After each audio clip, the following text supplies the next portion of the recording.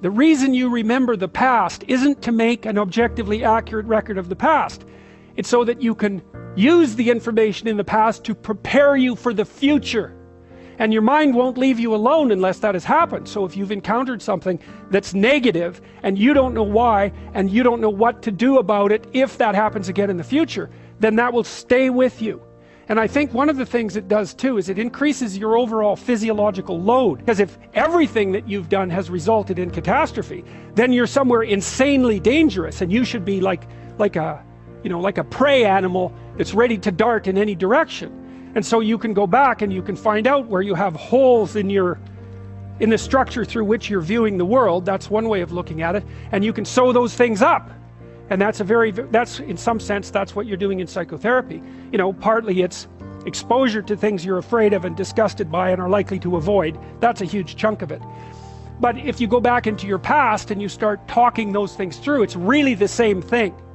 Freud, of course, was always, when he was doing his free association process with his clients, he'd find that if he just let them talk, that their speech would circle until it hit a place like that, where they were confused and doubtful, and then their speech would sort of wander around that, and then they'd have an emotional expression that was a consequence of that. He thought the emotional expression was what was curative. It was cathartic in his terms.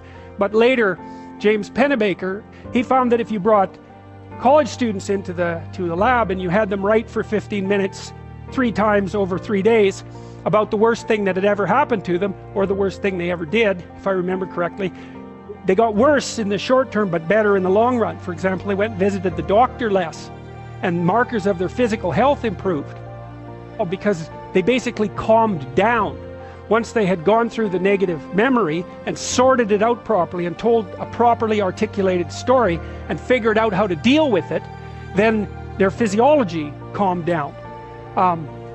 And so then they weren't as stressed, they weren't producing as much cortisol, and so cortisol suppresses your immune function, and so they were more likely to stay healthy. The best way to teach people critical thinking is to teach them to write.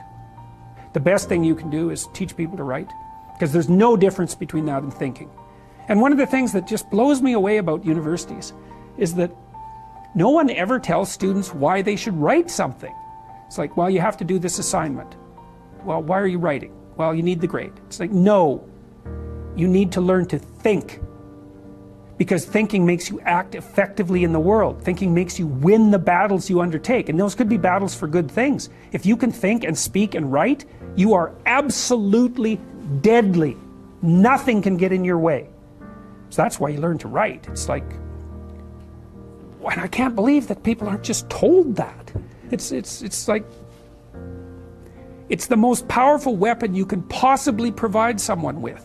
And if you can formulate your arguments coherently and make a presentation, if you can speak to people, if you can lay out a proposal, God, people give you money, they give you opportunities, you have influence.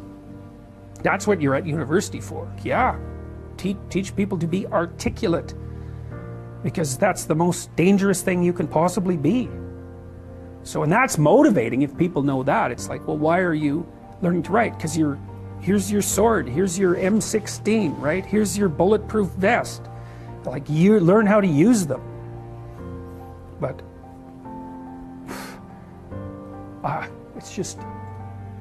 it's an endless mystery to me why that isn't made self-evident. So that's the sort of thing that can drive you mad trying to sort out. It's like there's a conspiracy to bring people into the education system to make them weaker. It's possible that you're resentful because people really have been poking at you too much and taking cheap shots at you and oppressing you. But what that means is that you've got some things to say that you haven't been willing to say or don't know how to say. Right? You can't stand up for yourself properly. And in order to do that, you have to grow some teeth and be willing to use them. And again, that's something that might violate your morality, because you might say, well, I shouldn't be able to bite people. And the thing is, yes, you should be able to bite people hard. And if you're able to bite them, then generally you don't have to.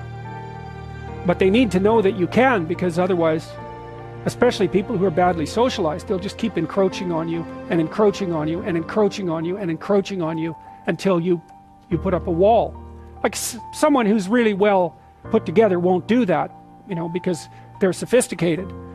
But if you run into people who only have boundaries because other people impose them on them and you won't do it, you're going to be the bullied one in the office, for example.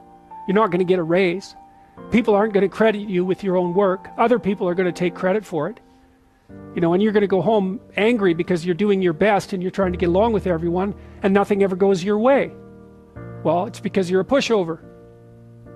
And you think that's good because you confuse harmlessness with morality.